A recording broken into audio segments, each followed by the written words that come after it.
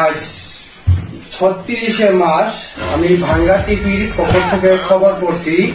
আমি ভুয়াচুদি এখন শুনবেন বিস্তারিত। That is the মারামারি অন দা দেলবাড়ি পাশাপাশি পারে কেটে দিয়ে মাছে বাড়ি অনলাইন মাথায় হেড মানে মাথা মাথাটাই নষ্ট। আমি শহীদুল ইসলাম খান খান ড্যাং ড্যাং ড্যাং সবাই কান খাওয়া কারণ ইটিলিটা মাছ কাটরে দিই গুড নট হাত তরকারি দিস যা কাঁচামরিচ ভালো মতো সিদ্ধ করে দিলে দিস না দিলে না করিস।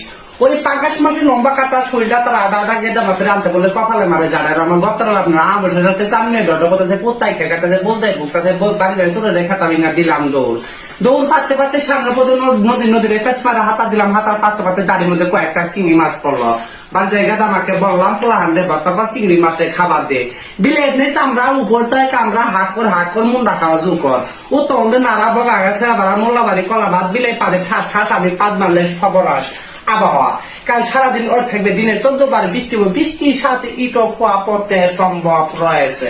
গতকালকে রংপুর থেকে জাহাজ ছিল মায়াপুরি জাহাজ জামালপুর নদীতে পৌঁছে গেল গোরেটি কাকলি মাছের সাথে জাহাজটি একজাট হয়ে জাহাজের তলা ফেটে গেল। মায়াপুরি নদীতে পড়ে গেল মাছের অংশগ্রহণ করলে যেন মাছের অভাব বেশি মাছের বাচ্চা কাচ্চা হচ্ছে না।